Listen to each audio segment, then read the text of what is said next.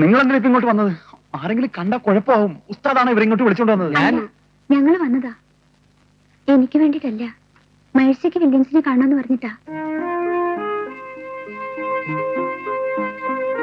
രണ്ടുപേരും നിങ്ങളെ കണ്ടേ പറ്റൂന്ന് പറഞ്ഞ് വാശി പിടിച്ചിട്ടാണ്.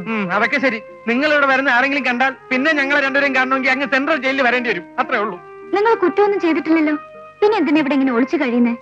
ഈ കൊലപാതകത്തെ കുറിച്ച് എന്തെങ്കിലും ഒരു തുമ്പ് കിട്ടുന്നവരെ പോലീസിന്റെ മുമ്പിൽ ചെന്ന് പെടണ്ടാന്ന് വിചാരിച്ചിട്ടാണ് ഇവിടെ ഇങ്ങനെ. ഇതൊന്നും ഇവർക്ക് തോന്നിയ ഐഡിയ അല്ല, എല്ലാം എന്റെ കോച്ചിങ് ആണ്. കോച്ചിങ് ഒക്കെ ശരി. ഞങ്ങളെ പോലീസ് പിടിക്കുകയാണെങ്കിൽ ഞങ്ങൾ പറയും ബോംബ് വെച്ചത് ഉസ്താദാണ്. അതെ, നിങ്ങൾ ഇനി അധികം നേരം നിൽക്കണ്ട. വല്ലവരും വന്ന് കണ്ടാ കുഴപ്പമാവും. ഞങ്ങൾ അങ്ങോട്ട് വന്ന് കണ്ടോളാം. അതെ, ചെല്ലേ. ഉസ്താദ് ഇവരൊന്നും കൊണ്ടുവന്ന് ആക്കൂ. വാ നടക്കേ.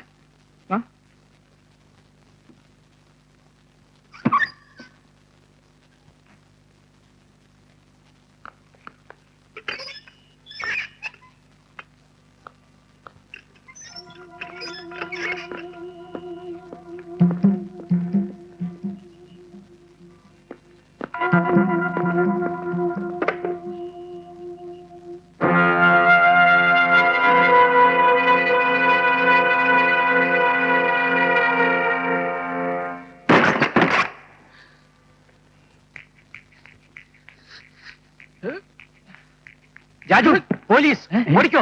പോലീസ് വരുന്നു. പിടിച്ചോ രാജു, വേണ്ട.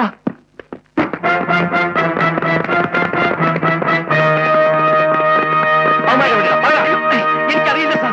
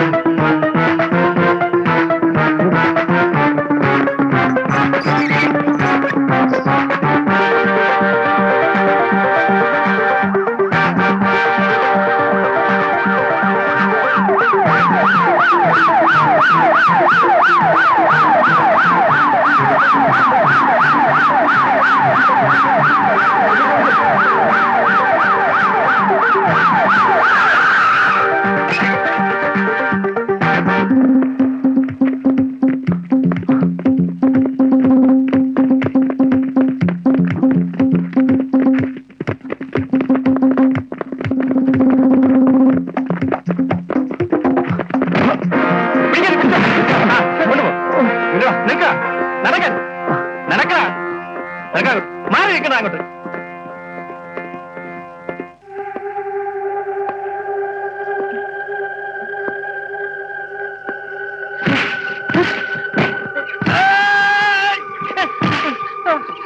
പറയാ, ആ കാസറ്റോടെ ഞങ്ങൾക്ക് അറിയില്ല സാർ. പിന്നെന്താ വിളിച്ചിരുന്നത്? പോലീസിനെ പേടിച്ചിട്ടാണ് സാർ. കള്ളത്തരം പറയുന്നോ റാസ്കൽ?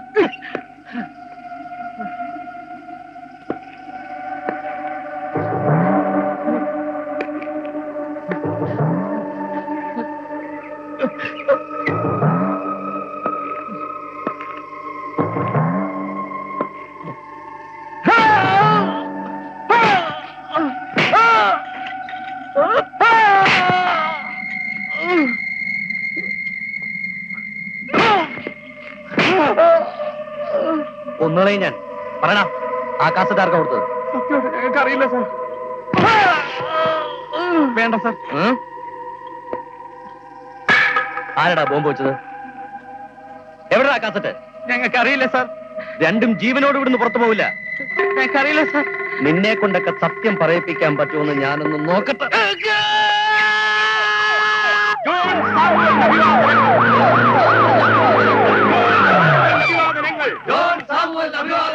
അഭിവാദനങ്ങൾ, അഭിവാദനങ്ങൾ, ജോൺ സാമുവൽ അഭിവാദനങ്ങൾ. അഭിവാദനങ്ങൾ, അഭിവാദനങ്ങൾ, ജോൺ സാമുവൽ അഭിവാദനങ്ങൾ. അഭിവാദനങ്ങൾ, അഭിവാദനങ്ങൾ, ജോൺ സാമുവൽ അഭിവാദനങ്ങൾ. അഭിവാദനങ്ങൾ, അഭിവാദനങ്ങൾ, ജോൺ സാമുവൽ അഭിവാദനങ്ങൾ. അഭിവാദനങ്ങൾ, അഭിവാദനങ്ങൾ, ജോൺ സാമുവൽ അഭിവാദനങ്ങൾ.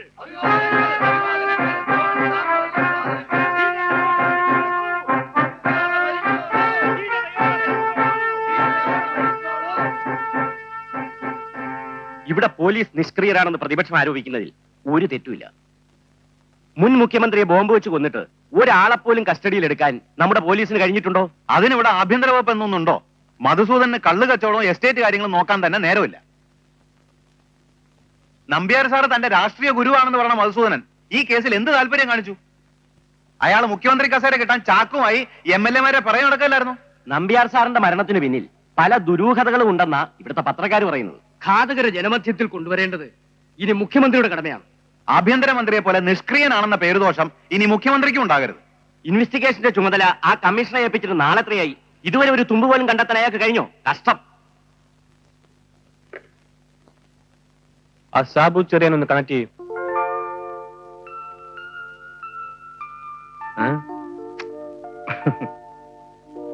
ഒന്നുകൂടെ. ആ ഭക്ഷണം കഴിക്കുമ്പോ എണീക്കരുത്, ഞാൻ എടുക്കാം. ഓടണ്ട, പതുക്കെ.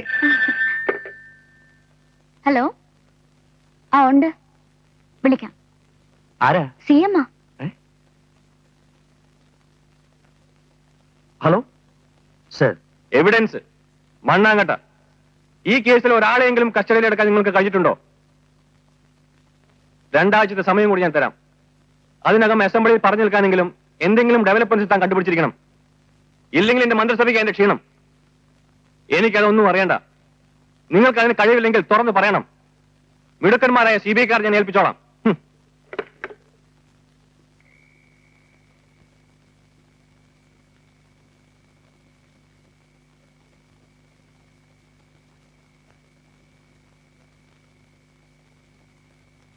സാബുജയ, എന്താ ഇത്? CM നല്ല ചൂടിലായിരുന്നു അല്ലേ? ആദ്യമായിട്ട് മുഖ്യമന്ത്രി ആകുകയല്ലേ. പുതുതായി സ്റ്റേഷനിൽ ചാർജ് എടുക്കുന്ന SI-മാരുടെ സ്വഭാവമായിരിക്കും. ആരെയെങ്കിലും കസ്റ്റഡിയിൽ എടുത്താൽ മതിയോ? ഇതൊരു പ്ലാന്റ് മർഡറാ.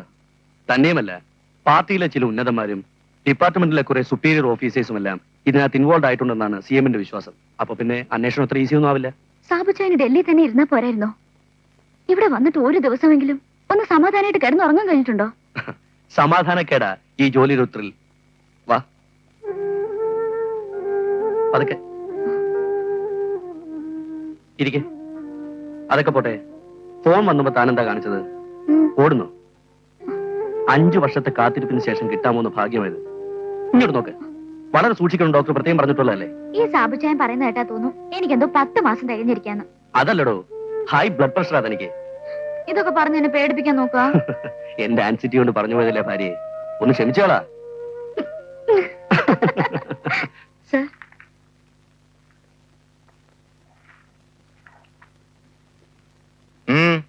ഞങ്ങൾക്ക് രാജുവിനെയും വില്യംസിനെയും ഒന്ന് കാണണമായിരുന്നു. നിങ്ങൾ അവരുടെ ആരാ? അത് കസിൻസാ. പിള്ളേ സാർ, വേഗം കണ്ടിട്ട് പൊയ്ക്കോളണം. ഇവർക്ക് ആ സെല്ലൊന്ന് കാണിച്ചു കൊടുക്ക്. ശരി സാർ. ചെല്ല്. വരൂ. വേഗം കണ്ടോട്ട് പൊക്കോണം. എടോ ഇങ്ങ് വന്നേ. സാർ, ഇങ്ങ് അടുത്ത് വാടോ. ആ. തനിക്ക് വല്ലതും തോന്നുന്നുണ്ടോ? ഒരു ചായ കുടിച്ചാൽ കൊള്ളാമെന്ന് തോന്നുന്നുണ്ട്. അതല്ലടോ, ആ പെൺകുട്ടികളെ കണ്ടിട്ട് തനിക്ക് വല്ലതും തോന്നുന്നുണ്ടോ?